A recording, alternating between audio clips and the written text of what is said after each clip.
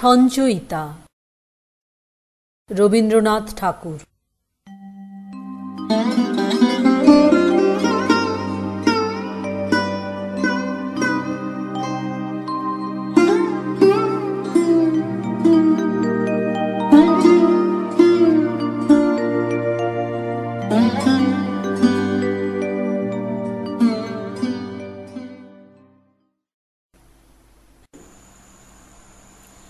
পুকুর ধারে। দোতলার জানলা থেকে চোখে পড়ে পুকুরের একটি কোণা।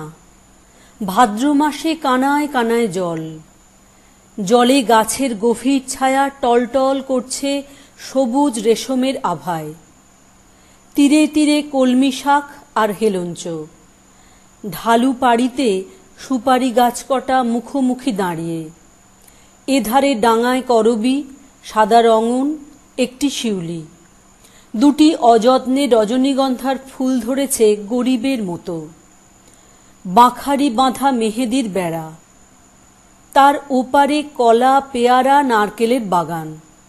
আরও দূরে গাছপালার মধ্যে একটা কোঠা বাড়ির ছাদ। উপর থেকে শাড়ি ঝুলছে। মাথায় ভিজে চাদর জড়ানো গা খোলা মোটা মানুষটি ছিপ ফেলে বসে আছে বাঁধা ঘাটের পৈঠাতে। ঘণ্টার পর ঘণ্টা যায় কেটে। বেলা পড়ে এলো। বৃষ্টি ধোয়া আকাশ, বিকেলের প্রৌঢ় আলোয় বৈরাগ্যের ম্লানতা। ধীরে ধীরে হাওয়া দিয়েছে, টলমল করছে পুকুরের জল, ঝিলমিল করছে বাতাবি লেবুর পাতা। চেয়ে দেখি আর মনে হয় এ যেন আর কোনো একটা দিনের আবছায়া। আধুনিকের বেড়ার ফাঁক দিয়ে দূরকালের কার একটি ছবি নিয়ে এলো মনে। স্পর্শতার করুণ, স্নিগ্ধতার কণ্ঠ, মুগ্ধ সরল তার কালো চোখের দৃষ্টি। তার সাদা শাড়ির রাঙা চওড়া পাড় দুটি পা ঘিরে ঢেকে পড়েছে। সে আঙিনাতে আসন বিছিয়ে দেয়, সে আঁচল দিয়ে ধুলো দেয় মুছিয়ে। সে আম কাঁঠালের ছায়ায় ছায়ায় জল তুলে আনে, তখন দোয়েল ডাকে সজনের ডালে। ফিঙে লেজ দুলিয়ে বেড়ায় খেজুর ঝোপে। যখন তার কাছে বিদায় নিয়ে চলে আসি, সে ভালো করে কিছুই বলতে পারে না। কপাট অল্প একটু ফাঁক করে পথের দিকে চেয়ে দাঁড়িয়ে থাকে। চোখ ঝাপসা হয়ে আসে। 25শে শ্রাবণ 1339। ক্যামেলিয়া। নাম তার কমলা। দেখেছি তার খাতার উপরে লেখা। সে চলেছিল ট্রামে, তার ভাইকে নিয়ে কলেজের রাস্তায়। আমি ছিলাম পিছনের বেঞ্চিতে। মুখের একপাশে নিটোল রেখাটি দেখা যায়, আর ঘাড়ের উপর কোমল চুলগুলি খোঁপার নিচে। কোলে তার ছিল বই আর খাতা। যেখানে আমার নাম্বার সেখানে নামা হলো না। এখন থেকে সময়ের হিসাব করে বেরোই। সে হিসাব আমার কাজের সঙ্গে ঠিকটি মেলে না। প্রায় ঠিক মেলে ওদের বেরোবার সময়ের সঙ্গে।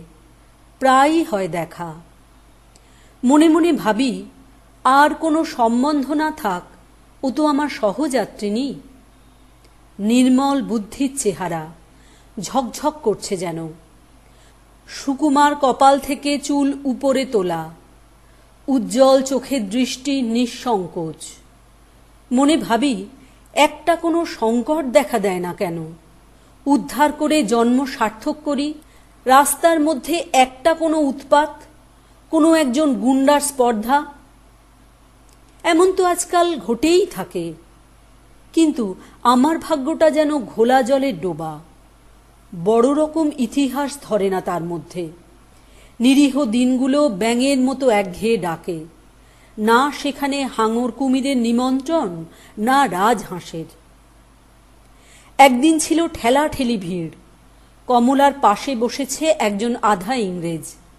ইচ্ছে করছিল অকারণে টুপিটা উড়িয়ে দিই তার মাথা থেকে, ঘাড়ে ধরে তাকে রাস্তায় দিই নামিয়ে।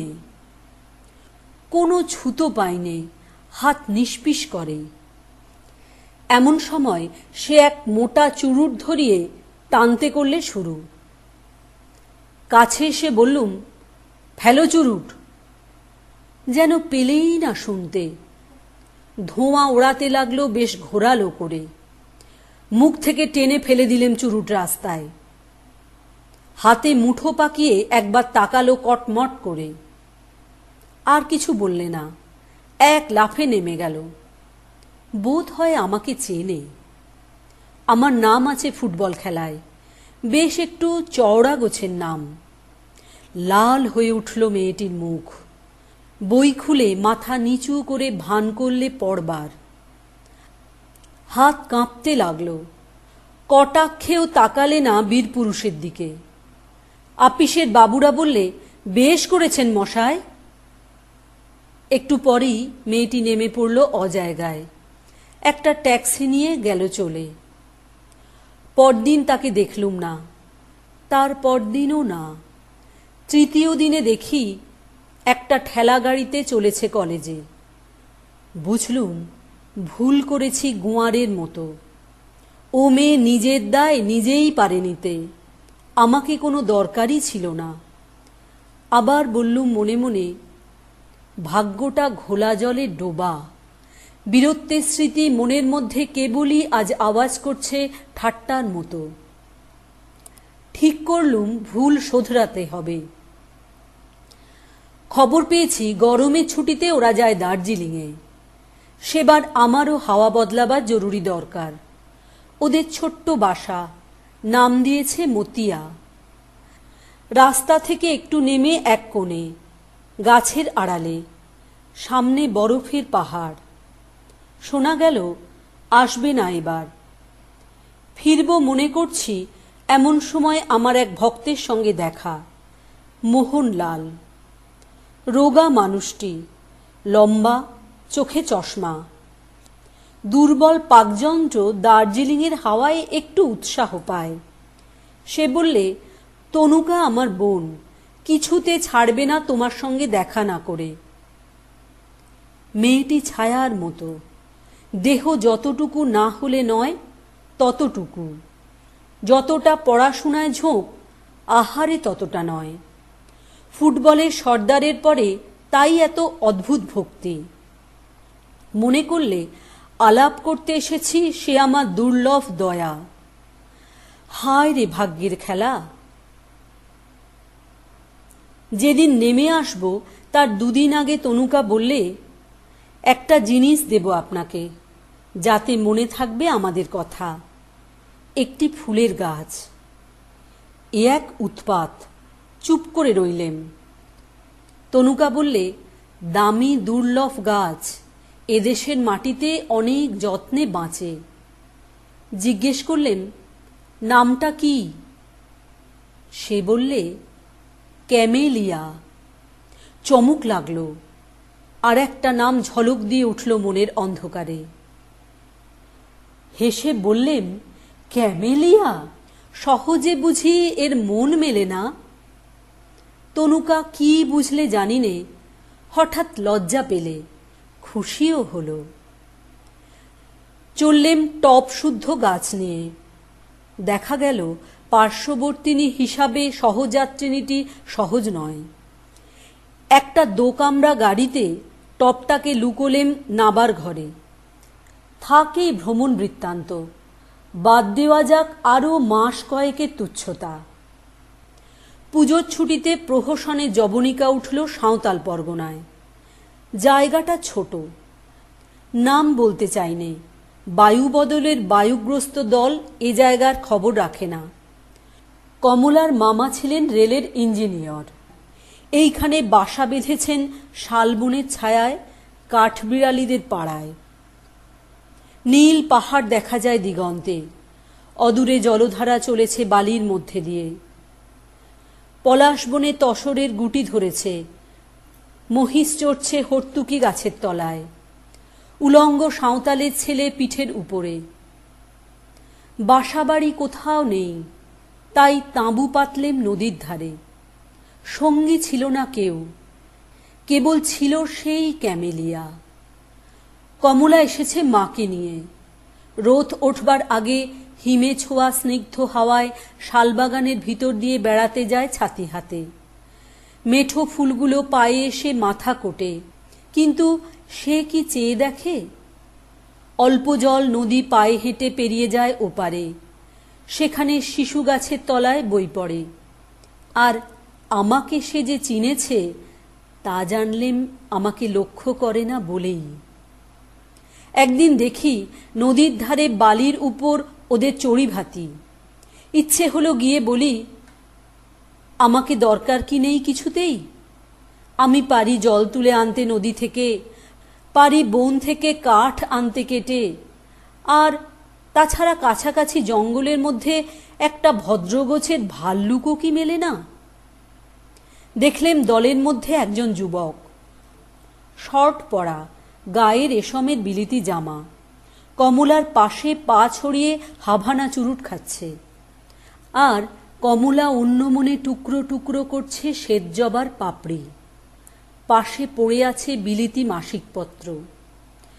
মুহূর্তে বুঝলেম এই সাঁওতাল পরগনার নির্জন কোণে আমি অসহ্য অতিরিক্ত, ধরবে না কোথাও। তখনই চলে যেতেম, কিন্তু বাকি আছে একটি কাজ। আর দিন কয়েকেই ক্যামেলিয়া ফুটবে, পাঠিয়ে দিয়ে তবে ছুটি। সমস্ত দিন বন্দুক ঘাড়ে শিকারে ফিরি বনে জঙ্গলে, সন্ধ্যার আগে ফিরে এসে টবে দিই জল, আর দেখি কুঁড়ি এগোলো কত দূর। সময় হয়েছে আজ। যে আনে আমার রান্নার কাঠ, ডেকেছি সেই সাঁওতাল মেয়েটিকে, তার হাত দিয়ে পাঠাবো শালপাতার পাত্রে। তাঁবুর মধ্যে বসে তখন পড়ছি ডিটেকটিভ গল্প। বাইরে থেকে মিষ্টি সুরে আওয়াজ এলো, বাবু ডেকেছিস কেনে? বেরিয়ে এসে দেখি ক্যামেলিয়া সাঁওতাল মেয়ের কানে, কালো গালের উপর আলো করেছে। সে আবার জিজ্ঞেস করলে, ডেকেছিস কেনে? আমি বললেম, এই জন্যেই। তারপরে ফিরে এলেম কলকাতায়। 27 শ্রাবণ 1339।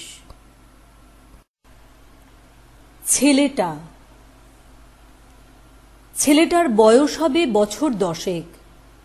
পরের ঘরে মানুষ, যেমন ভাঙা বেড়ার ধারে আগাছা, মালির যত্ন নেই, আছে আলোক বাতাস বৃষ্টি পোকামাকড় ধুলোবালি। কখনো ছাগলে দেয় মুড়িয়ে, কখনো মারিয়ে দেয় গরুতে, তবু মরতে চায় না, শক্ত হয়ে ওঠে। ডাঁটা হয় মোটা, পাতা হয় চিকন সবুজ। ছেলেটা কুল পাড়তে গিয়ে গাছের থেকে পড়ে, হাড় ভাঙে, বুনো বিস্ফল খেয়ে ওর ভিড়মি লাগে। রথ দেখতে গিয়ে কোথায় যেতে কোথায় যায়, কিছুতেই কিছু হয় না। আধমরা হয়েও বেঁচে ওঠে, হারিয়ে গিয়ে ফিরে আসে, কাদা মেখে কাপড় ছিঁড়ে মার খায় দমাদম, গাল খায় অজস্র, ছাড়া পেলেই আবার দেয় দৌড়। মরা নদীর বাঁকে দাম জমেছে বিস্তর, বক দাঁড়িয়ে থাকে ধারে, দাঁড়কাক বসেছে বইচি গাছের ডালে, আকাশে উড়ে বেড়ায় শঙ্খচিল। বড় বড় বাঁশ পুঁতে জাল পেতেছে জেলে, বাঁশের ডগায় বসে আছে মাছরাঙা, পাতিহাঁস ডুবে ডুবে গুগলি তোলে। বেলা দুপুর, লোভ হয় জলের ঝিলিমিলি দেখে। তলায় পাতা ছড়িয়ে শ্যাওলাগুলো দুলতে থাকে, মাছগুলো খেলা করে। আরও তলায় আছে নাকি নাগকন্যা, সোনার কাঁকই দিয়ে আঁচড়ায় লম্বা চুল, আঁকা বাঁকা ছায়া তার জলের ঢেউয়ে। ছেলেটার খেয়াল গেল ওইখানে ডুব দিতে, ওই সবুজ স্বচ্ছ জল, সাপের চিকন দেহের মতো। কি আছে দেখি না, সব তাতে এই তার লোভ। দিল ডুব, দামে গেল জড়িয়ে, চেঁচিয়ে উঠে খাবি খেয়ে তলিয়ে গেল কোথায়। ডাঙায় রাখাল চড়াচ্ছিল গরু, জেলেদের ডিঙি নিয়ে টানাটানি করে তুললে তাকে। তখন সে নিঃসাড়। তারপরে অনেক দিন ধরে মনে পড়েছে চোখে কি করে সর্ষে ফুল দেখে, আঁধার হয়ে আসে। যে মাকে কচিবেলায় হারিয়েছে তার ছবি জাগে মনে, জ্ঞান যায় মিলিয়ে। ভারী মজা, কি করে মরে সেই মস্ত কথাটা। সাথীকে লোভ দেখিয়ে বলে, একবার দেখ না ডুবে, কোমরে দড়ি বেঁধে আবার তুলব টেনে। ভারী ইচ্ছে করে জানতে ওর কেমন লাগে। সাথী রাজি হয় না। ও রেগে বলে, ভীতু ভীতু ভীতু কোথাকার। বকশিদের ফলের বাগান, সেখানে লুকিয়ে যায় জন্তুর মতো। মার খেয়েছে বিস্তর, জাম খেয়েছে আরো অনেক বেশি। বাড়ির লোকে বলে, লজ্জা করে না বাঁদর? কেন লজ্জা? বকশিদের খোঁড়া ছেলে তো ঠেঙিয়ে ঠেঙিয়ে ফল পাড়ে, ঝুড়ি ভরে নিয়ে যায়। গাছের ডাল যায় ভেঙে, ফল যায় দোলে, লজ্জা করে না? একদিন পাকড়াশিদের মেজ ছেলে একটা কাঁচ পরানো চোঙ নিয়ে ওকে বললে, দেখ না ভিতর বাগে। দেখলে নানা রং সাজানো, নাড়া দিলেই নতুন হয়ে ওঠে। বললে, দে না ভাই আমাকে, তোকে দেব আমার ঘষা ঝিনুক, কাঁচা আম ছাড়াবি মজা করে, আর দেব আমের কষির বাঁশি। দিল না ওকে, কাজেই চুরি করে আনতে হলো। ওর লোভ নেই, ও কিছু রাখতে চায় না, দেখতে চায় কি আছে ভিতরে। খোদন দাদা কানে মোচড় দিতে দিতে বললে, চুরি করলি কেন? লক্ষ্মী ছাড়াটা জবাব করলে, ও কেন দিল না? যেন চুরির আসল দায় পাকড়াশিদের ছেলের। ভয় নেই, ঘৃণা নেই ওর দেহটাতে। কোলা ব্যাং তুলে ধরে খপ করে। বাগানে আছে খোঁটা পোতার এক গর্ত, তার মধ্যে সেটা পোষে। পোকামাকড় দেয় খেতে। গুবরে পোকা কাগজের বাক্সে এনে রাখে, খেতে দেয় গোবরের গুটি। কেউ ফেলে দিতে গেলে অনর্থ বাঁধে। স্কুলে যায় পকেটে নিয়ে কাঠ বিড়ালি। একদিন একটা হেলে সাপ রাখলে মাস্টারের ডেস্কে। ভাবলে, দেখি না কি করে মাস্টার মশায়। ডেস্ক খুলেই ভদ্রলোক লাফিয়ে উঠে দিলেন দৌড়। দেখবার মতো দৌড়টা। একটা কুকুর ছিল ওর পোষা, কুলিন জাতের নয়, একেবারে বঙ্গজ। চেহারা প্রায় মনিবের মতো, ব্যবহারটাও। অন্ন জুটত না সবসময়, গতি ছিল না চুরি ছাড়া। সেই অপকর্মের মুখে তার চতুর্থ পা হয়েছিল খোঁড়া। আর সেই সঙ্গেই কোন কার্যকারণের যোগে শাসনকর্তাদের শশা ক্ষেতের বেড়া গিয়েছিল ভেঙে। মনিবের বিছানা ছাড়া কুকুরটার ঘুম হতো না রাতে। তাকে নইলে মনিবেরও সেই দশা। একদিন প্রতিবেশীর বাড়া ভাতে মুখ দিতে গিয়ে তার দেহান্তর ঘটল। মরণান্তিক দুঃখেও কোনোদিন জল বেরোয়নি যে ছেলের চোখে, দুদিন সে লুকিয়ে লুকিয়ে কেঁদে কেঁদে বেড়ালো। মুখে অন্ন জল রুচল না। বকশিদের বাগানে পেকেছে করম চা, চুরি করতে উৎসাহ হলো না। সেই প্রতিবেশীদের ভাগ্নে ছিল 7 বছরের। তার মাথার উপর চাপিয়ে দিয়ে এলো এক ভাঙা হাঁড়ি। হাঁড়ি চাপা তার কান্না শোনালো যেন ঘানিকলের বাঁশি। গেরস্ত ঘরে ঢুকলেই সবাই তাকে দূর দূর করে। কেবল তাকে ডেকে এনে দুধ খাওয়ায় সিধু গয়লানি। তার ছেলেটি মরে গেছে 7 বছর হলো। বয়সে ওর সঙ্গে 3 দিনের তফাত। ওরই মতো কালো কোলো, নাকটা ওই রকম চ্যাপটা। ছেলেটা নতুন নতুন দৌড়াত্তি এই গয়লানি মাসির পরে। তার বাঁধা গরুর দড়ি দেয় কেটে, তার ভাঁড় রাখে লুকিয়ে, খয়েরের রং লাগিয়ে দেয় তার কাপড়ে। দেখি না কি হয়, তারই বিবিধ রকম পরীক্ষা। তার উপদ্রবে গয়লানি স্নেহ ওঠে ঢেউ খেলিয়ে। তার হয়ে কেউ শাসন করতে এলে সে পক্ষ নেয় ওই ছেলেটারই। অম্বিকে মাস্টার আমার কাছে দুঃখ করে গেল, শিশু পাঠে আপনার লেখা কবিতাগুলো পড়তে ওর মন লাগে না কিছুতেই, এমন নিরেট বুদ্ধি। পাতাগুলো দুষ্টুমি করে কেটে রেখে দেয়, বলে ইঁদুরে কেটেছে, এত বড় বাঁদর। আমি বললুম, সে ত্রুটি আমারই, থাকতো নিজের জগতের কবি, তাহলে গুবরে পোকা এত স্পষ্ট হতো তার ছন্দে, ও ছাড়তে পারত না। কোনোদিন ব্যাঙের খাঁটি কথাটি কি পেরেছি লিখতে? আর সেই নেড়ি কুকুরের ট্র্যাজেডি। 28শে শ্রাবণ 1339। সাধারণ মেয়ে। আমি অন্তঃপুরের মেয়ে, চিনবে না আমাকে। তোমার শেষ গল্পের বইটি পড়েছি শরৎবাবু, বাসি ফুলের মালা। তোমার নায়িকা এলোকেশীর মরণদশা ধরেছিল 35 বছর বয়সে। 25 বছর বয়সের সঙ্গে ছিল তার রেশারেশি। দেখলেম তুমি মহোদাশয় বটে, জিতিয়ে দিলে তাকে। নিজের কথা বলি, বয়স আমার অল্প। একজনের মন ছুঁয়েছিল আমার এই কাঁচা বয়সের মায়া, তাই জেনে পুলক লাগতো আমার দেহে। ভুলে গিয়েছিলেন অত্যন্ত সাধারণ মেয়ে আমি।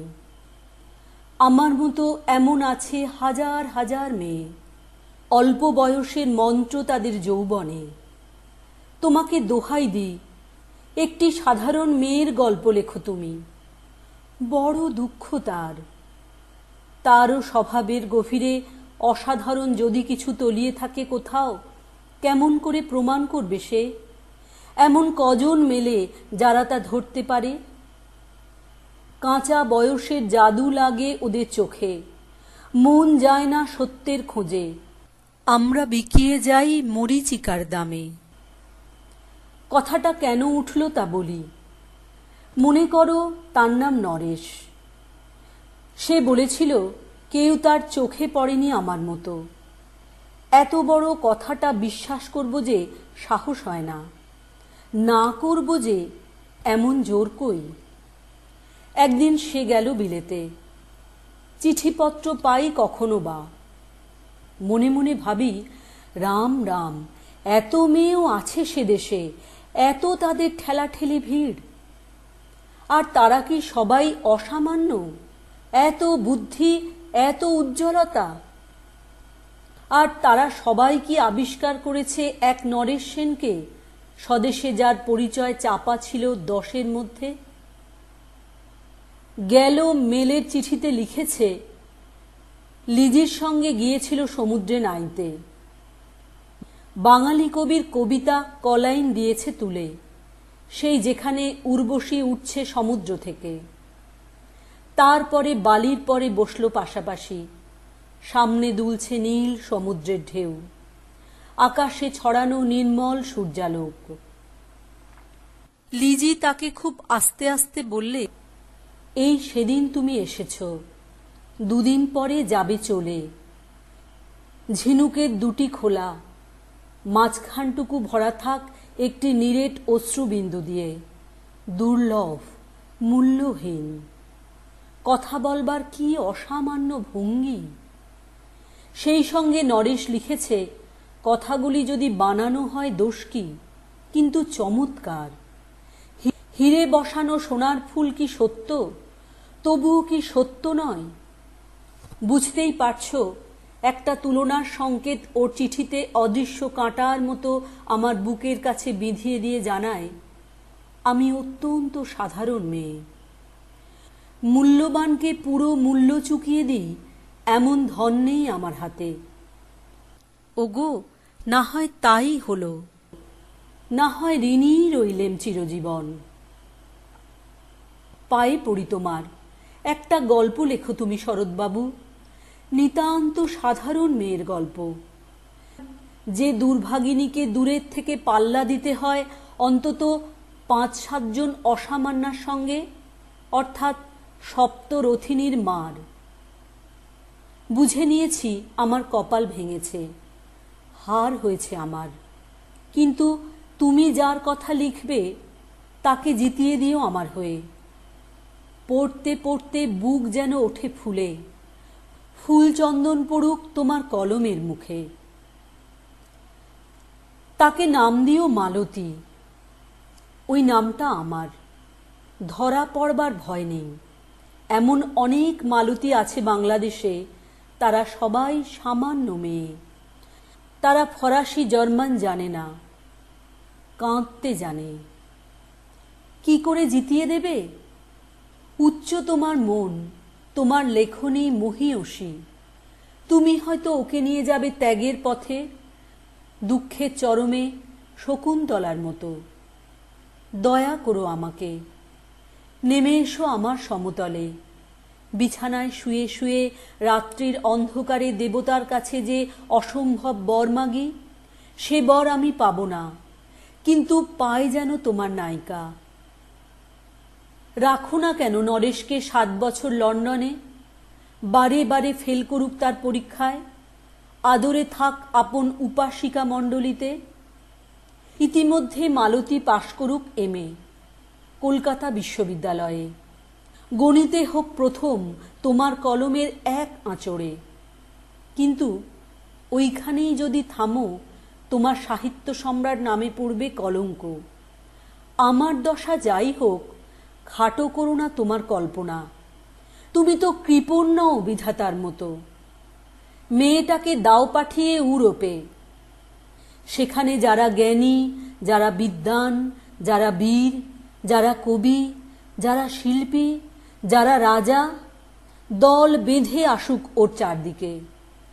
জ্যোতির্বিদের মতো আবিষ্কার করুক ওকে, শুধু বিদুষী বলে নয়, নারী বলে।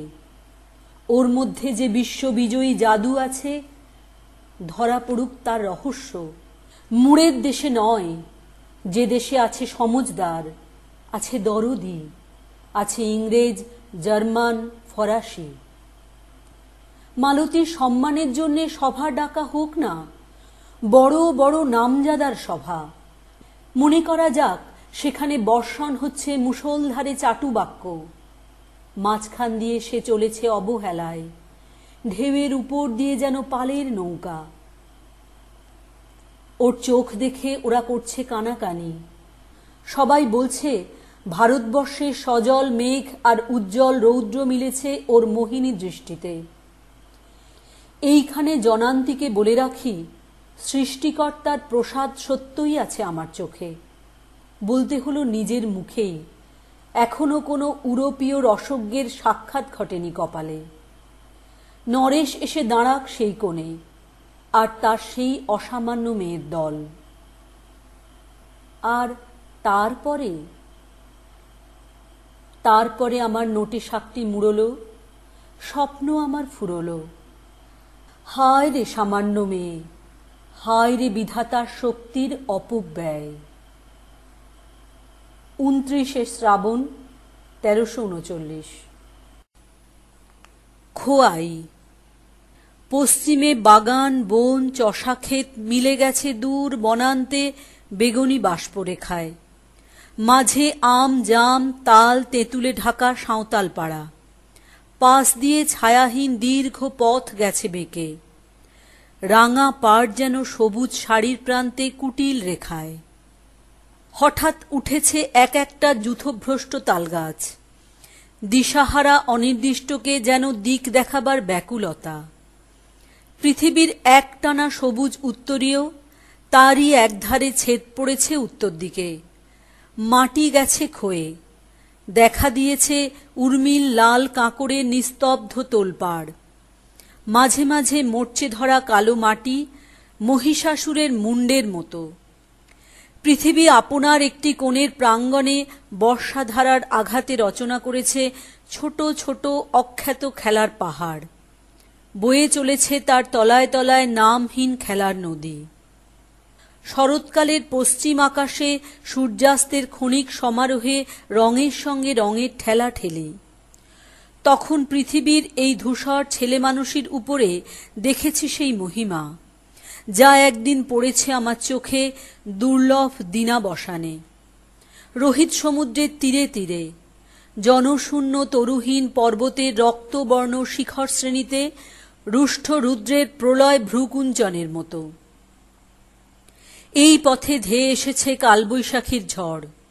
গেরুয়া পতাকা উড়িয়ে ঘোড়সওয়ার বর্গী সৈন্যের মতো। কাঁপিয়ে দিয়েছে শাল সেগুনকে, নুইয়ে দিয়েছে ঝাউয়ের মাথা। হায় হায় রব তুলেছে বাঁশের বনে, কলাবাগানে করেছে দুঃশাসনের দৌরাত্ম্য। ক্রন্দিত আকাশের নিচে ওই ধূসর বন্ধুর কাঁকড়ের স্তূপগুলো দেখে মনে হয়েছে লাল সমুদ্রে তুফান উঠল, ছিটকে পড়ছে তার শিকড় বিন্দু। এসেছিনু বালককালে, ওখানে গুহা গহ্বরে ঝিরঝির ঝর্ণার ধারায় রচনা করেছি মন গড়া রহস্য কথা। খেলেছি নুড়ি সাজিয়ে নির্জন দুপুরবেলায় আপন মনে একলা। তারপরে অনেক দিন হলো, পাথরের উপর নির্ঝরের মতো আমার উপর দিয়ে বয়ে গেল অনেক বৎসর।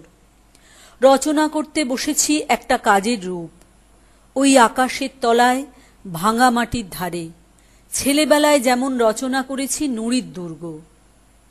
এই শালবন, এই একলা স্বভাবের তালগাছ, ওই সবুজ মাঠের সঙ্গে রাঙা মাটির মিতালি, এর পানে অনেক দিন যাদের সঙ্গে দৃষ্টি মিলিয়েছি, যারা মন মিলিয়েছিল এখনকার বাদল দিনে আর আমার বাদল গানে, তারা কেউ আছে, কেউ গেল চলে। আমারও যখন শেষ হবে দিনের কাজ, নিশীথ রাত্রের তারা ডাক দেবে আকাশের ওপার থেকে। তারপরে রইবে উত্তর দিকে ওই বুক ফাটা ধরণীর রক্তিমা, দক্ষিণ দিকে চাষের ক্ষেত, পূব দিকের মাঠে চড়বে গরু। রাঙামাটির রাস্তা বেয়ে গ্রামের লোক যাবে হাট করতে। পশ্চিমের আকাশ প্রান্তে আঁকা থাকবে একটি নীলাঞ্জন রেখা। 30শে শ্রাবণ 1339। শেষ চিঠি। মনে হচ্ছে শূন্য বাড়িটা অপ্রসন্ন, অপরাধ হয়েছে আমার, তাই আছে মুখ ফিরিয়ে। ঘরে ঘরে বেড়াই ঘুরে, আমার জায়গা নেই। হাঁপিয়ে বেরিয়ে চলে আসি, এ বাড়ি ভাড়া দিয়ে চলে যাব দেরাদুনে। অমলির ঘরে ঢুকতে পারিনি বহুদিন, মোচড় যেন দিত বুকে। ভাড়াটে আসবে, ঘর দিতেই হবে সাফ করে, তাই খুললেম ঘরের তালা। একজোড়া আগ্রার জুতো, চুল বাঁধবার চিরুনি, তেল, এসেন্সের শিশি। সেলফে তার পড়বার বই, ছোট হারমোনিয়াম, একটা অ্যালবাম, ছবি কেটে কেটে জুড়েছে তার পাতায়। আলনায় তোয়ালে, জামা, খদ্দরের শাড়ি।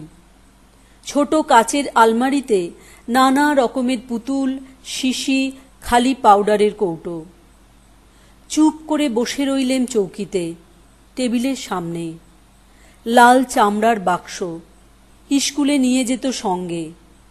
তার থেকে খাতাটি নিলেম তুলে, আঁক কষবার খাতা। ভিতর থেকে পড়ল একটি আখোলা চিঠি, আমারই ঠিকানা লেখা, অমলির কাঁচা হাতের অক্ষরে। শুনেছি ডুবে মরবার সময় অতীতকালের সব ছবি এক মুহূর্তে দেখা দেয় নিবিড় হয়ে। চিঠিখানি হাতে নিয়ে তেমনি পড়ল মনে অনেক কথা এক নিমেষে। অমলার মা যখন গেলেন মারা, তখন ওর বয়স ছিল 7 বছর। কেমন একটা ভয় লাগলো মনে, ও বুঝি বাঁচবে না বেশি দিন। কেননা বড় করুণ ছিল ওর মুখ, যেন অকাল বিচ্ছেদের ছায়া ভাবিকাল থেকে উল্টে এসে পড়েছিল ওর বড় বড় কালো চোখের উপরে। সাহস হতো না ওকে সঙ্গ ছাড়া করি। কাজ করছি আপিসে বসে, হঠাৎ হতো মনে যদি কোনো আপদ ঘটে থাকে। বাঁকিপুর থেকে মাসি এলো ছুটিতে, বললে মেয়েটার পড়াশুনো হলো মাটি, মূর্খ মেয়ের বোঝা বইবে কে আজকালকার দিনে। লজ্জা পেলেম কথা শুনে, বললেন কালই দেব ভর্তি করে বেথুনে। স্কুলে তো গেল, কিন্তু ছুটির দিন বেড়ে যায় পড়ার দিনের চেয়ে। কতদিন স্কুলের বাস অমনি যেত ফিরে, সে চক্রান্তে বাপেরও ছিল যোগ। ফিরে বছর মাসি এলো ছুটিতে, বললে এমন করে চলবে না, নিজে ওকে যাব নিয়ে, বোর্ডিংয়ে দেব বেনারসের স্কুলে। ওকে বাঁচানো চাই বাপের স্নেহ থেকে। মাসির সঙ্গে গেল চলে। অশ্রুহীন অভিমান নিয়ে গেল বুক ভরে যেতে দিলেম বলে। বেরিয়ে পড়লেম বদ্রীনাথের তীর্থযাত্রায়, নিজের কাছ থেকে পালাবার ঝোঁকে। 4 মাস খবর নেই।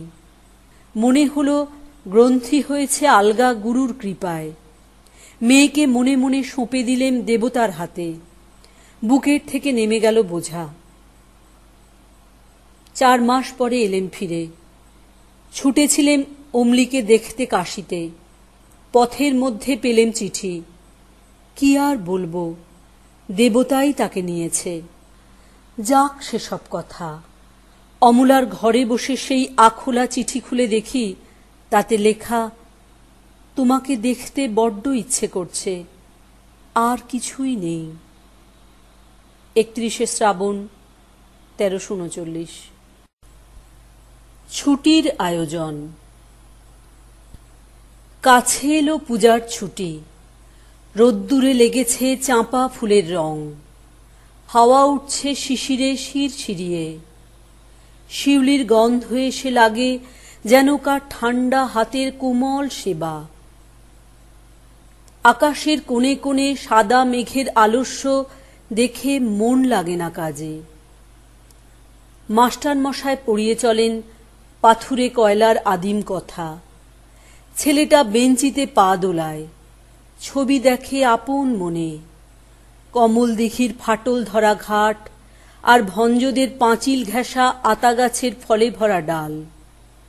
আর দেখে সে মনে মনে তিসির খেতে গোয়ালপাড়ার ভিতর দিয়ে রাস্তা গেছে এঁকে বেঁকে হাটের পাশে নদীর ধারে। কলেজের ইকোনমিক্স ক্লাসে খাতায় ফর্দ নিচ্ছে টুকে চশমা চোখে মেডেল পাওয়া ছাত্র। হালের লেখা কোন উপন্যাস কিনতে হবে, ধারে মিলবে কোন দোকানে, মনে রেখো পাড়ের শাড়ি, সোনায় জড়ানো শাঁখা, দিল্লির কাজ করা লাল মখমলের চটি। আর চাই রেশমে বাঁধাই করা অ্যান্টিক কাগজে ছাপা কবিতার বই। এখনো তার নাম মনে পড়ছে না। ভবানীপুরের তেতালা বাড়ির আলাপ চলছে সরু মোটা গলায়। এবার আবু পাহাড় না মাদুরা, না ডালহৌসি কিংবা পুরী, না সেই চিরকেলে চেনা লোকের দার্জিলিং। আর দেখছি সামনে দিয়ে স্টেশনে যাবার রাঙা রাস্তায় শহরের দাদন দেওয়া দড়ি বাঁধা ছাগলছানা 5টা-6টা করে। তাদের নিষ্ফল কান্নার স্বর ছড়িয়ে পড়ে কাশের ঝালর দোলার শরতে শান্ত আকাশে। কেমন করে বুঝেছে তারা এলো তাদের পূজার ছুটির দিন। 17ই ভাদ্র 1339।